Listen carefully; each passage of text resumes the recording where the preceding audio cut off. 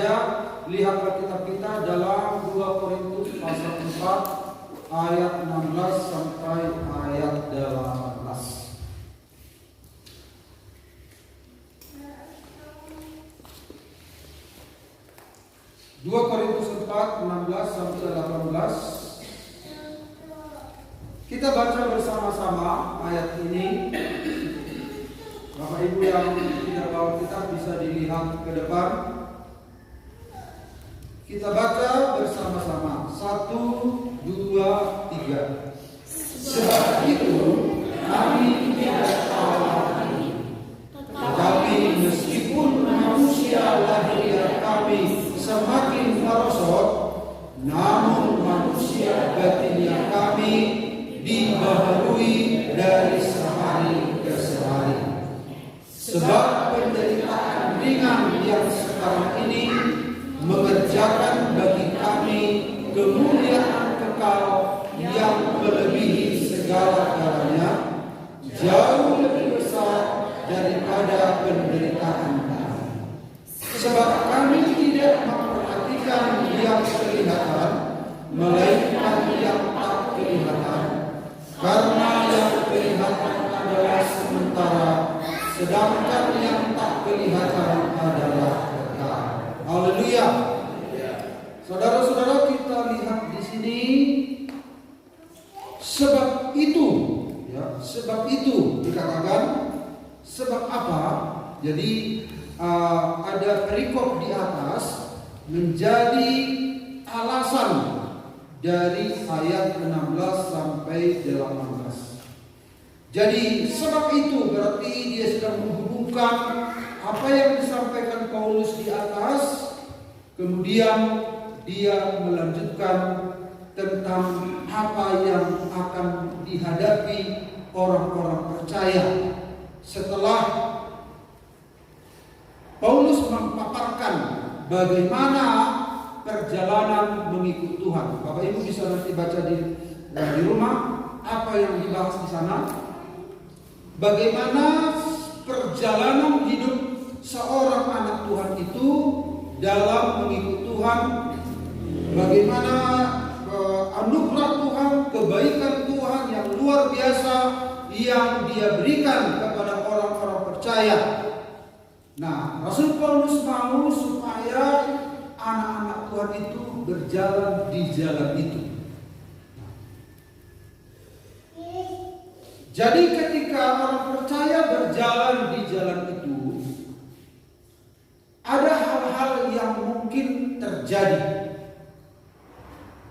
Ayat 16, sebab itu kami tidak tawar hati. Nah, ternyata saudara-saudara, di dalam perjalanan mengikut Tuhan ini ada akibat yang terjadi. Jadi tawar hati itu adalah sebuah akibat dari sebuah perjalanan, kemungkinan terjadinya begitu. Ini kemungkinan bisa terjadi dan ini tidak bisa disangkal. Nah, langsung saja kita lihat Bapak Ibu, karena kita ada perjamuan kudus, kemudian ada nanti hal-hal yang penting supaya kita tidak makan banyak waktu. Mari kita lihat tema firman Tuhan pada hari ini. Saya berikan tema tawar hati. Ini sudah pernah kita dengarkan topik ini, tetapi karena saya juga saya memang sudah mengalami kondisi ini di masa-masa pelayanan. Namun ketika ada pertemuan hamba Tuhan kemarin di Laguti, lalu saya baca ayat ini karena disinggung oleh sang khotbah, lalu saya baca sendiri. Wah, ini sebuah pesan yang sedang kujalani. Jadi kadang-kala pesan itu makin dalam ketika kita mengalami. Makanya Alkitab mengatakan tertindas itu baik bagiku supaya aku mengerti ketetapan-ketetapan. Jadi untuk membuka pikiran kita tentang ketetapan-ketetapan Tuhan, tentang firman Tuhan, kadang-kala kita diizinkan lebih dalam masuk ke sana. Akhirnya ada pengertian-pengertian yang lebih dalam dari sebelumnya. Mari kita lihat Bapak Ibu tentang ini. Yang pertama kita lihat Bapak Ibu, apa artinya ini? Di dalam bahasa Yunani, enkakeo, dalam bahasa Inggris tulos a. Jadi kalau diterjemahkan secara literal, kehilangan hati, ya. Jadi kalau dalam lembaga Alkitab Indonesia menggunakan tawar hati, dan bahasa Indonesia sehari-hari disebut putus asa. Jadi karena ada saudara-saudara janji yang Tuhan bukakan di ayat sebelumnya, ayat 1 sampai ayat 15, bagaimana anugerah Tuhan itu luar biasa dan anugerah Tuhan itu harus diresponi, dan ada juga tanggung jawab di sana, dan itu juga harus kita pertahankan seumur hidup kita. Anugerah yang Dia berikan kepada kita harus menjalankan apa yang Tuhan mau. Kalau hari Minggu kita sudah dengarkan khotbah bahwa kita ini diciptakan untuk Dia. Kalau untuk Dia berarti tujuan Tuhan menciptakan kita di dunia ini berarti untuk menjalankan tujuannya. Dialah yang memulai hidup kita.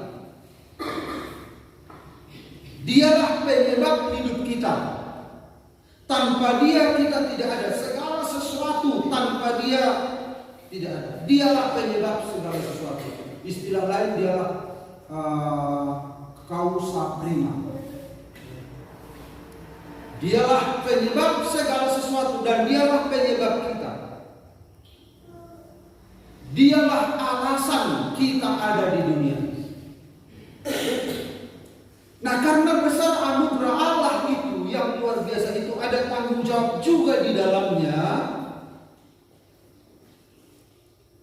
Maka ada hal-hal yang kemungkinan terjadi dalam setiap hidup orang percaya, yaitu tawar hati. Tawar hati, tawar di dalam bahasa Indonesia kamus tidak ada rasa. Tidak ada rasa. Kalau dia diibaratkan seperti garam, berarti tidak asin. Kalau dia diibaratkan seperti obat, tidak manjur. Ya. Jadi kalau dia disuruh untuk menjalani sebuah peperangan, tidak berani begitu. Jadi kalau dia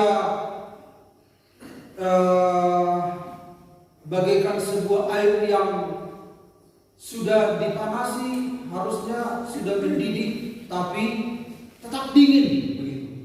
Itulah arti dari tawar hati ini. Tidak ada rasanya. Jadi ketika kita mengikuti Tuhan, padahal kita sudah dengar firman, kita sudah mengerti anugerah, kita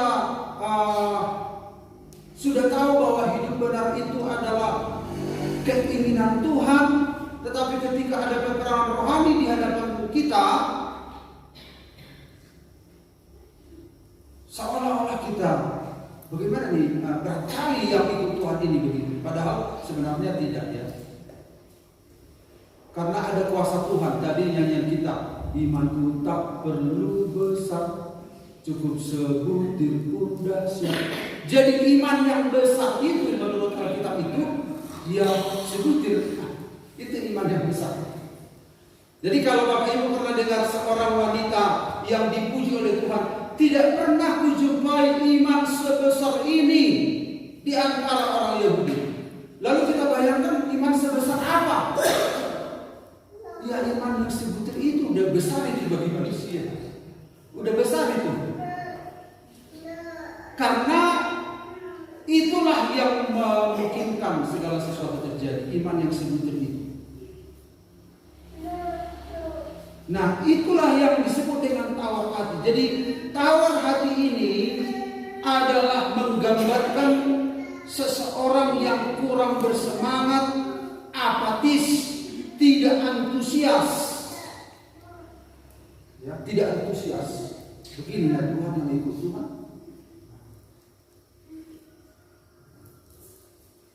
Ini bisa terjadi dalam hidup kita, tawar hati. Kemudian putus asa. Putus asa ini, Bapak Ibu, asa itu di dalam kamus artinya harapan, semangat. Makanya kalau di Jawa Barat atau di Jawa Tengah, Jawa Timur, perjamuan kudus itu disebut dengan perjamuan asa yang kudus. Perjamuan pengharapan. Karena manusia itu nggak punya pengharapan. Jadi perjamuan kudus itu adalah meyakinkan orang percaya bahwa ada harapan di dalam Tuhan. Amin. Makanya disebut perjamuan asa, perjamuan pengharapan. Makanya ada nyanyian kita, pengharapanku. Nah, jadi putus asa ini adalah yaitu bagaikan kapal yang putus rantai. Diredakan sedikit tingkat keseriusan. Soalnya kalau saya serius sedikit, saya redakan. Haleluya.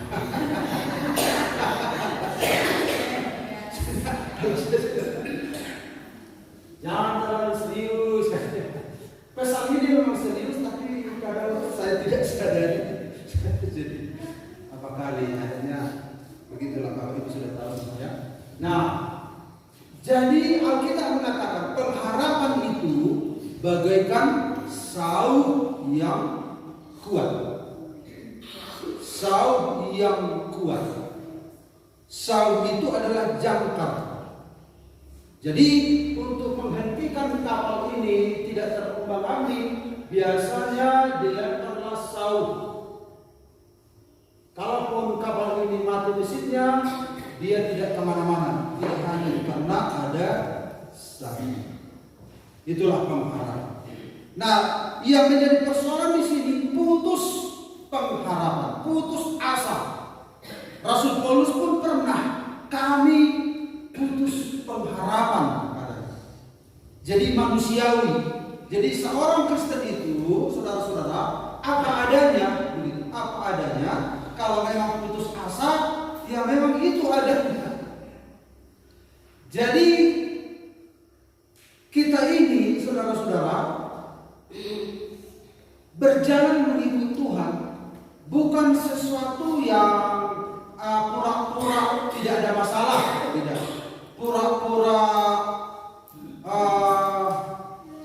semangat padahal sedang galau. Itu semua terbuka di hadapan Tuhan. Itu manusiawi. Makanya kita perlu mengandalkan Tuhan. Satu waktu kita, wah, Tuhan hebat, Tuhan luar biasa, tahu langsung. Nah, seperti Elia itu mengalahkan nabi-nabi baru, 950 nabi-nabi palsu, dibunuh semuanya. Lalu datang Isabel. Siapa yang membunuh itu? Nabi-nabi itu. Elia. Hanya suara perempuan Isabel. Ketakutan Elia. Elia yang menurunkan api dari langit. Tapi karena suara seorang wanita, dia lari terbirit-birit. Jadi ada hal-hal yang besar bisa dilakukan, tapi hal yang kecil bisa dia kalah.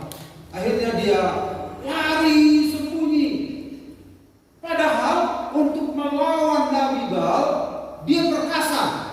Untuk melawan suara Isabel, dia ketakutan. Nah, kadang-kala begitu ada celah-celah. Dan akhirnya terkaparlah Elia. Udahlah, manusiawi sebagai seorang anak Tuhan. Jadi kita ini bukan robot, apa adanya, ya. Lalu apa yang terjadi? Lalu dibangunkan malaikat, Elia bangun, makan, minum. Akhirnya ternyata malaikat yang mengolah roti untuk Elia, minggu kemarin kita sudah bahas roti malaikat manna diolah, dan akhirnya Elia bisa berjalan selama 40 hari 40 malam tanpa makan, tanpa minum. Artinya kekuatan selalu datangnya dari Tuhan, ya. Kekuatan selalu datangnya dari Tuhan. Kita kadang putus asa. Kita kadang putus asa. Nah, pengharapan itu juga bagaikan sebuah tali, ya. Ini orang memanjat tebing. Ini, Bapak Ibu kelihatan dari belakang. Ini orang sedang memanjat tebing, ada tali. Ini juga sebuah pengharapan saut, ya. Arti saut itu bisa dibuang ke laut, bisa juga dibuang ke atas, gitu ya. Yang jelas dia bersandar pada kekuatan tali itu. Dia ditahan oleh kekuatan tali itu. Nah, memanjat tebing ini bisa naik ke atas lewat tali itu. Nah, kalau putus bagaimana? Nah, sekarang yang kita bicarakan ini adalah putus asa, tawar hati. Nah, kalau kita tawar hati menjalani hari-hari kita, lalu Ibu Gembala seringkali menyemangati, jangan putus asa, semangat Pak. Lawan itu, lawan, semangat. Apalagi anak-anak juga terlalu semangat. Kadang-kadang nggak bisa disangkal, ya langsung gimana tuh? Akhirnya udah cuekin. Akhirnya ketika saya cuekin begitu, akhirnya entah datang entah nggak datang, akhirnya dia dicuekin. Ketika dicuekin, dia merasa tidak dihormati, akhirnya dia pergi. Demikian juga kita menghadapi masalah ini. Amin, Bapak Ibu. Nah, itu tawar hati. Ternyata tawar hati ini sangat berbahaya. Putus asa ini sangat berbahaya. Nah, apa yang menyebabkan? Nah, ini akhirnya tawar hati. Kalau ini terus bertahan, putus asa ini bertahan, akhirnya apa yang terjadi? Dia memikirkan hal-hal yang Bapak Ibu tahu ini bagaimana? Ku selesaikan bagaimana ini Tuhan? Ini. Jadi tawar hati ini harus dicegah. Bagaimana cara mencegah? Ayat ini akan memberitahu kita. Amin, Bapak Ibu. Ini yang dihadapi banyak orang hari-hari ini. Yang kedua, Bapak Ibu, kita lihat apa penyebab. Ayat ini memberitahu kepada kita kemerosotan fisik kita. Kalau kita baca di sini, tetapi meskipun manusia lahiriah kami semakin merosot. Jadi kemerosotan fisik ini yang membuat kita putus asa untuk menjalani masa depan itu.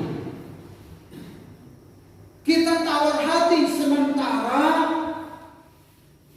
keinginan Tuhan harus terpenuhi.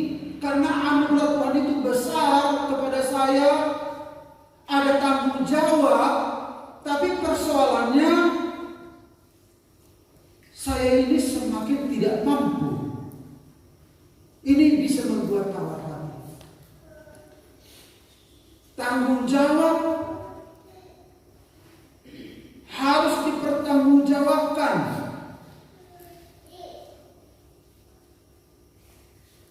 Dalam ayat yang ke-16 dikatakan, tetapi meskipun manusia lahir kami semakin merosot. Jadi ini adalah sesuatu yang terjadi dalam hidup kita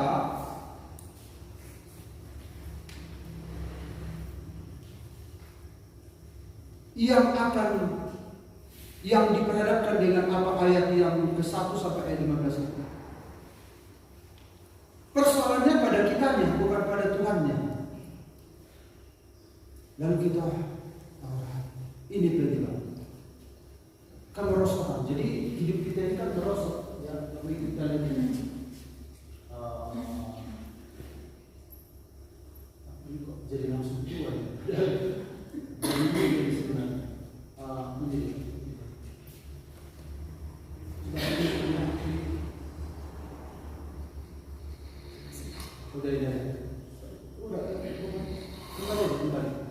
kembali ke poinnya sekarang. Tayangkan aja kita.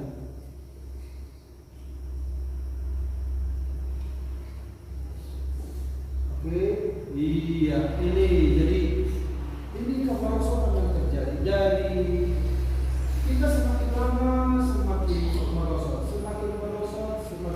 seiring dengan waktu, tahun berganti tahun, semakin berganti tahun tanpa kita sadari ada perubahan, sementara tuntutan, sementara tanggung jawab. Ini sejak muda. Jadi ada sebuah kemerosotan.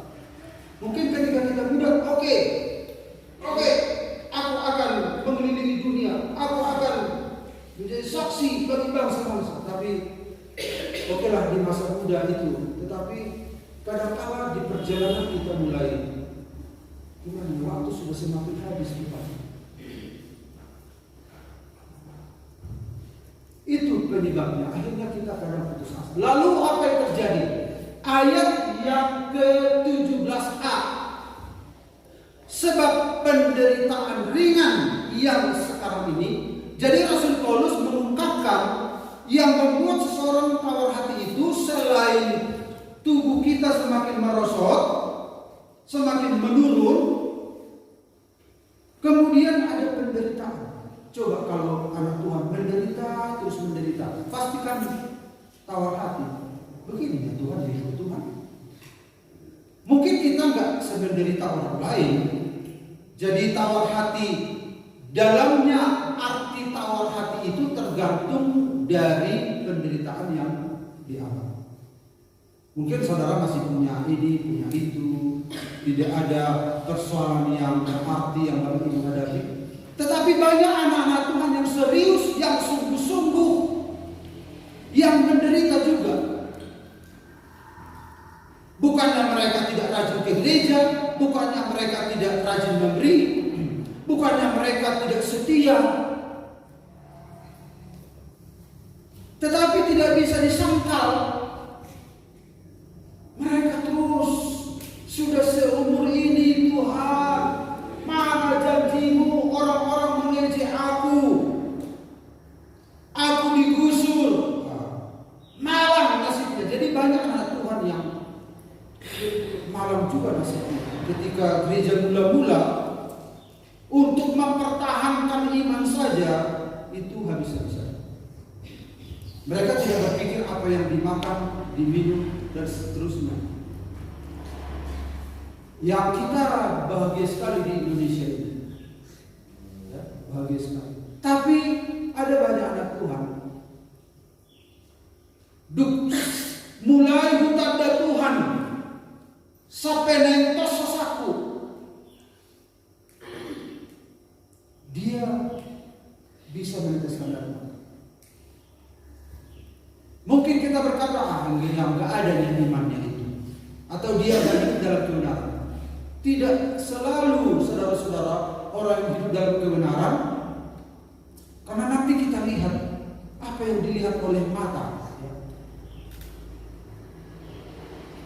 Nah ini bisa membuat tawar hati. Misalnya ketika saudara sungguh-sungguh ikut Tuhan, tapi doa saudara tak kunjung terjawab, itu kan bisa membuat tawar hati. Katanya Tuhan itu ada, kok begini? Sementara orang hidup dalam dosa, kok gampang semua yang dia capai. Begitu. Ini konteksnya orang-orang hidup dalam dosa. Makanya dalam kitab Ibrani, sampai matinya mereka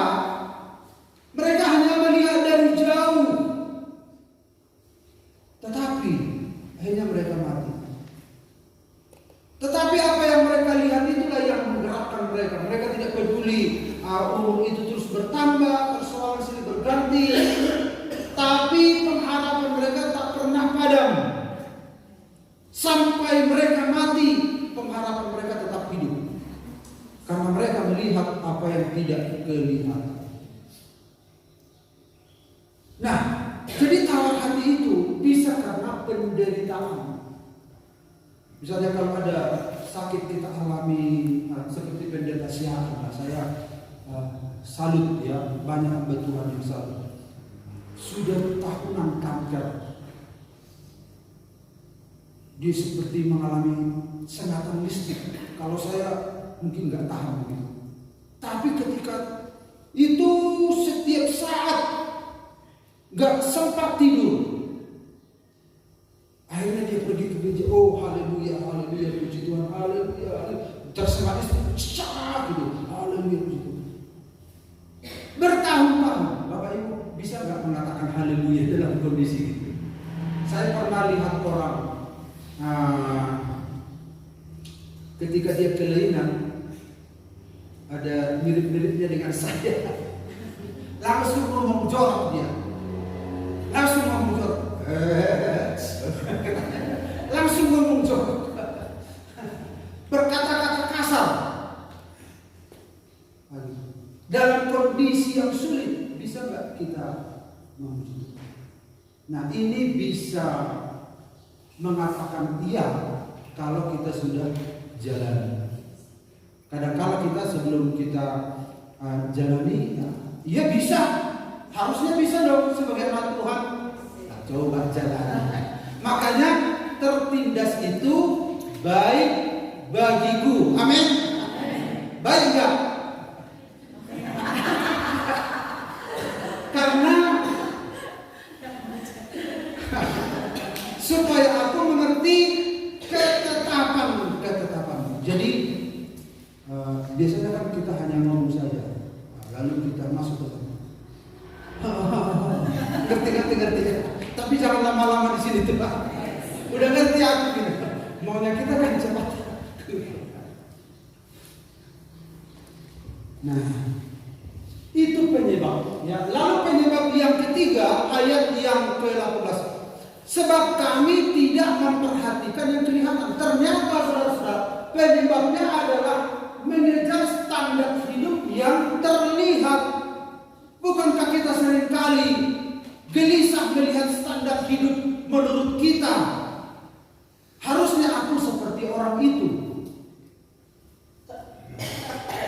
Ada orang yang berdoa puasa nangis terus sudah berdoa. Apa pergumulanmu bro? Gitu kan? Aku berdoa puasa. Apa pergumulanmu namanya? Supaya aku ke Israel. Loh, pergumulan doa. Untuk apa berdoa puasa nangis supaya ke Israel? Karena aku melihat teman-teman ke Israel. Nggak usah. Kecuali dia bergumul supaya bertobat, ini bertobat, ini sembuh atau bagaimana. Jadi banyak orang-orang menyediakan salah mengerti tentang sebuah pergumulan. Atau dia bergumul, Tuhan saya bergumul, saya berdoa puasa dulu sampai nangis supaya saya bisa berbulbul, menikmati mandi. Itu kan seperti menembak nyamuk dengan pistol di dalam gelambung. Terlalu besar, terlalu dahsyat alat yang digunakan hanya untuk menembak nyamuk.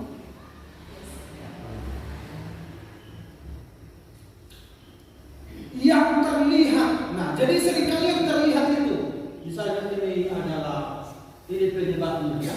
Kita itu hidup punya standar 0, 10, 20, 30, 40, 50 ini.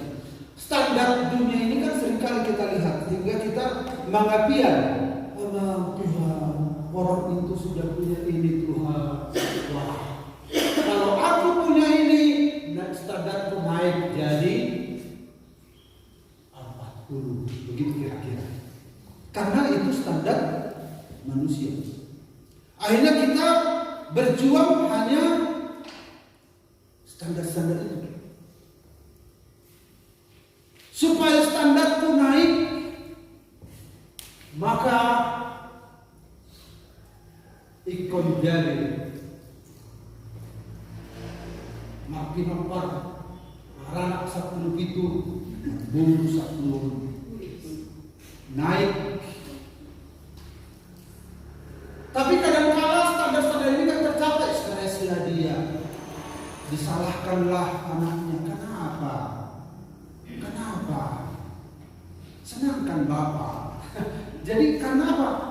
Temo orang itu, mereka menyenangkan orang tuanya. Kau akhirnya anak itu terintimidasi. Karena ada hal-hal, kalau standar dunia ini yang sedang kita cari, kita bisa putus asa. Jadi kalau kita putus asa hanya karena standar duniawi, enggak ada gunanya.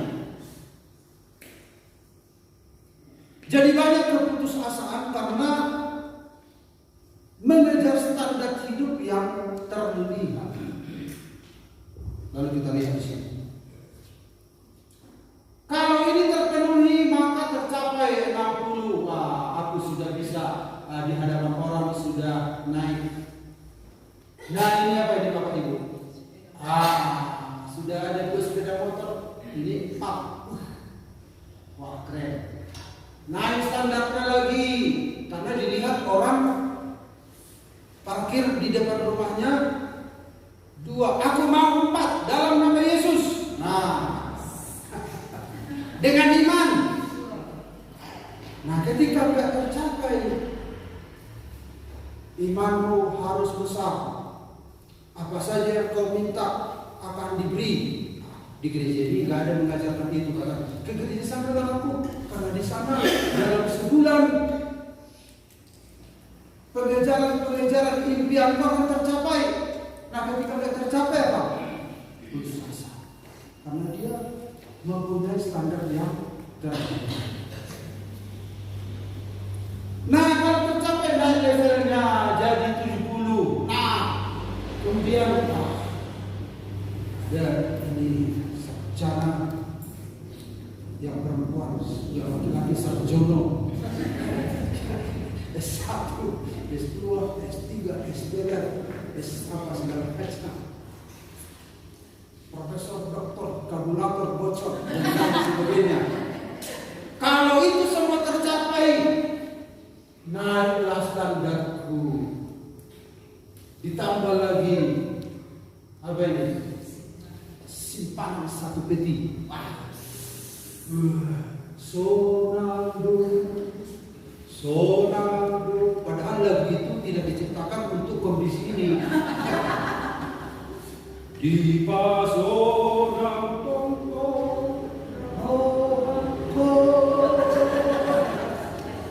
senang ikut Tuhan. Betapa senangnya ikut Yesus. Pikir katanya harus senang ikut Tuhan, tapi kondisinya masih dalam kondisi ini.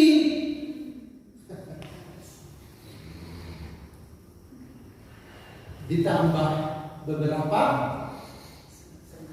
sertifikat. Wah, standarnya 100. Tapi banyak stres putus asa karena tidak tercapai standar. Seorang anak Tuhan di dalam perjalanan Tuhan pasti memberkati kita. Amin. Pasti memberkati. Tetapi bukan itu acuan. Bukan itu acuan. Itu penyebab-penyebab yang terjadi dalam ayat ini ya. Ada kemarahan fisik, ada penderitaan, ada mengejar standar hidup yang terlihat. Kemudian yang terakhir, bagaimana mencegah? Pencegahannya juga ada dalam ayat ini. Yang pertama adalah fokus kepada kemajuan manusia batinnya. Ayat yang ke-16. Meskipun manusia lahiriah kami semakin merosot, namun manusia batiniah kami dibaharui dari sehari ke sehari. Jadi saudara-saudara, sebab itu kami tidak tawar hati. Jadi pencegahan tawar hati putus asa ini adalah fokus kepada kemajuan manusia batinia. Inner man ya, artinya apa itu ya? Manusia batinia, manusia dalam. Manusia itu Bapak Ibu, kita sudah belajar terdiri dari 3 ya. Ini jiwa dan roh. Jadi jiwa dan roh itu satu. Ini yang disebut dengan manusia batinia. Ini manusia lahiriah. Seringkali kan kita fokus di sini. Makanya kita seringkali mencapai standarnya ini. Kenapa Rasul Paulus tidak tawar hati? Karena dia fokus kepada kemajuan batinnya. Makanya yang perlu dibangun adalah ini. Bangunlah jiwanya, bangunlah badannya yang berikut. Yang pertama manusia batinnya. Bukankah seringkali kita membangun manusia lahiriah? Sehingga kita tahu. Lalu yang berikut adalah miliki perspektif yang benar tentang penderitaan orang percaya. Ayat yang ke-17. Sebab penderitaan ringan yang sekarang ini mengerjakan bagi kami kemuliaan kekal yang melebihi segala-galanya. Penderitaan mengerjakan kemuliaan kekal. Berarti Rasul Paulus punya perspektif yang benar tentang penderitaan orang percaya. Makanya di tulisan yang lain Paulus berkata, Allah turut bekerja dalam segala sesuatu untuk mendatangkan kebaikan. Ternyata penderitaan orang percaya mendatangkan kebaikan. Kita harus punya sudut pandang seperti itu. Sehingga Paulus tidak putus asa. Karena justru di dalam kelemahanlah aku jadi kuat. Itu ya, jadi kita harus punya perspektif. Ini Bapak Ibu lihat. Ini sudut pandang katak ini, kalau dia ada di bawah tempurung apa? Dia pikir apa? Berarti bumi hanya seluas tempurung. Karena apa? Ditutup dia. Sudut pandangnya ya seluas itu. Nah kemarin Stefani setelah Piston dia bangun tidur lagi, lalu dia rindu, Tuhan nggak ada kesan bersama hari ini. Kemudian tertidur dia bermimpi. Dia saya, ibu gembala dan dia naik ke atas bukit. Ke atas bukit. Di situ ada malaikat Pak, katanya. Bisa sih kan diceritakan dulu kawan. Namanya pun mimpi ya. Jadi setiap pribadi punya pengalaman dengan Tuhan kan. Kemudian di situ ada matahari. Ada matahari itu di atasnya mama ada matahari. Kemudian dia bisa menghilang. Waktu mama menghilang, aku takut. Kemudian tak tahu dia sudah dikalah. Ternyata bisa menghilang ya, gitu kan. Nah, lalu dari atas bukit kita lihat kota. Nah, ini seperti ini. Di atas bukit kita lihat kota. Lalu kita lihat di situ ada cahaya-cahaya, ada gelap-gelap, ada terang. Ternyata kuasa kegelapan bisa kita lihat dari atas. Dan kuasa terang juga, peperangan rohani. Apa artinya itu? Tapi saya waktu bangun senang sekali katanya, malah tertawa. Lalu dalam mimpi itu saya bilang, wih, terlambat aku jam 5 lewat 8 di dalam mimpi itu. Tahu dia bangun, betul dia lihat jam 5 lewat 8. Makin ketawa dia, lucu kali Tuhan ini katanya. Dalam mimpi pun jam 5 lewat 8. Setelah bangun, pas sekali begitu. Apa artinya itu? Jadi saya bilang, gunung itu seringkali bicara tentang kemuliaan Tuhan. Makanya ada nyanyian Bukit Sion itu elok. Jadi Musa juga berjumpa dengan Tuhan di bukit. Kemudian Abraham mempersembahkan Ishak di bukit. Jadi biasanya gunung itu atau bukit itu melambangkan kehadiran Tuhan. Jadi semakin naik kita dekat dengan Tuhan, sudut pandang kita akan berubah. Saya bilang kita bisa melihat ke bawah. Makanya kita melihat sesuai seperti Tuhan melihat. Perspektif kita berbeda ketika kita naik lebih dekat dengan Tuhan. Naiklah ke gunung Tuhan katanya. Karena kita dekat dengan Tuhan, sudut pandang kita akan seperti sudut pandang Tuhan. Makanya kau bisa melihat peperangan rohani di bawah sana. Ada cahaya putih, ada cahaya hitam, ada iblis kau lihat di sana.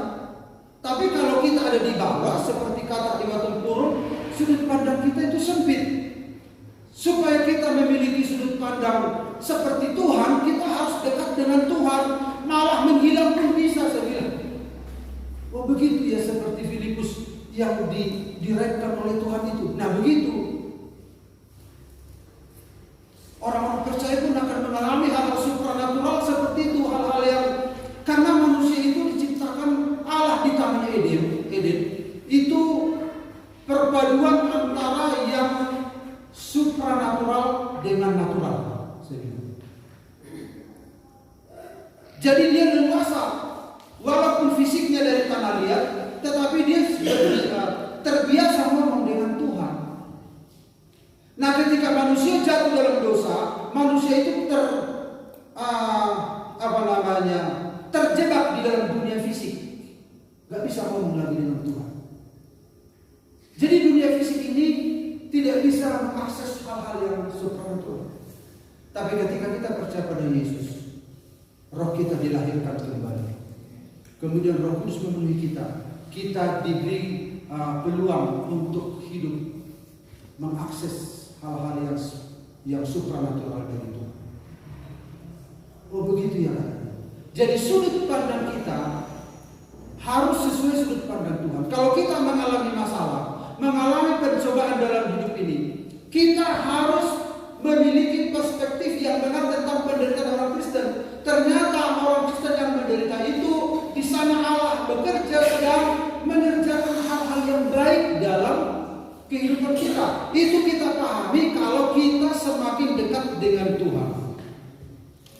Dalam kitab Mazmur itu kan sesuatu yang dia bertanya, Tuhan aku sudah begini kok jadi begini.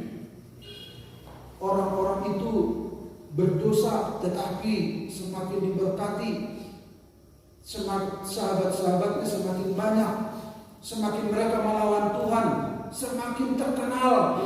Tetapi aku, kata pemazmur, aku menangis sepanjang hari sampai aku naik ke gunung Tuhan, katanya. Dari situ kulihat, oh ternyata yang tadinya kepada orang yang kepadanya aku iri, ternyata dia ada di tempat yang licin. Ternyata orang itu ada dalam posisi yang tidak aman. Nah akhirnya anak Tuhan ini terhibur. Oh ternyata dari perspektif Tuhan itu berbeda, Bapak Ibu.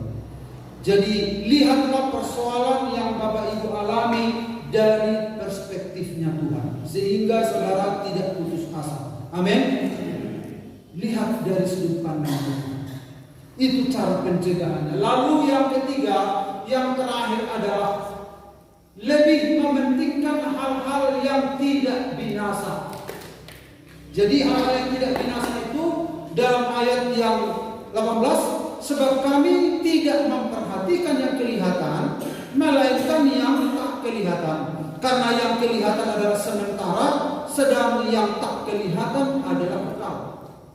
Semakin kita memperhatikan hal-hal yang tidak binasa, kita akan termotivasi, ya. Jadi ketika kita mengalami masalah-masalah sakit dalam hidup kita, persoalan-persoalan, lihatlah kepada hal-hal yang tidak binasa. Hati saudara nanti akan dihiburkan, ya. Ini seperti orang ini. Jadi dia menembus langit. Ini sebuah ilustrasi. Ada sesuatu di sana, sifatnya kekal. itu akan menghibur hati kita. Ya. Rumah kita di sana, ya, kewargaan kita di sana. Itu bukan sesuatu yang hidup pesimis, bukan ya. Itu bukan hidup pesimis. Tetapi itu akan mendorong saudara akan bersemangat. Berapa lama lagi rupanya aku hidup di dunia? Aku harus tetap setia ikut Tuhan. Karena penderitaan yang sekarang ini tidak sebanding dengan kemuliaan yang Tuhan sediakan bagi saya. Itu akan mendorong kita untuk tetap setia sama Tuhan. Bukan kepada hal-hal yang sementara. Hal-hal sementara ini itu bisa membuat kita putus asa. Karena ada standar-standar yang tidak bisa kita kejar. Ya, tidak bisa kita kejar. Standar orang. Itu adalah semarak. Ya, hari Minggu yang lalu kita sudah dengarkan. Itu kan semarak. Jadi semarak itu yang seringkali kita perjuangkan dan akhirnya kita putus asa. Akhirnya kita tawarkan.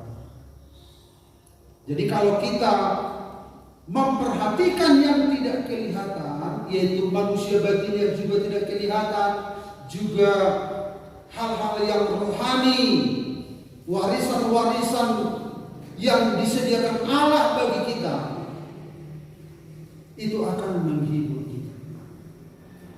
Amin, Bapak Ibu. Dengan demikian kita dicegah dari tawar hati. Ini adalah pengalaman Rasul Paulus. Ini juga sedang saya belajar menghidupinya. Kita semua menghidupi setiap firman itu. Jadi istri saya cerita sama adiknya, mengkhotbahi adik-adik. Saya dengar di telepon. Kamu tahu nggak? Firman itu hanya bisa kita miliki kalau kita alami, katanya. Jadi kalau banyak firman yang kita tahu, tapi belum tentu milik kita. Tapi firman itu jadi milik kita kalau kita alami. Nah. Jadi akhirnya yang firman yang kita alami itulah yang menempa kehidupan kita. Terbentuklah hidup kita, dibentuk hingga semakin serupa dengan Kristus. Amin. Tuhan memberkati kita. Mari kita siapkan diri kita untuk perjamuan kudus. Kita nyanyikan pujian kita. Salibnya, salibnya, salibnya.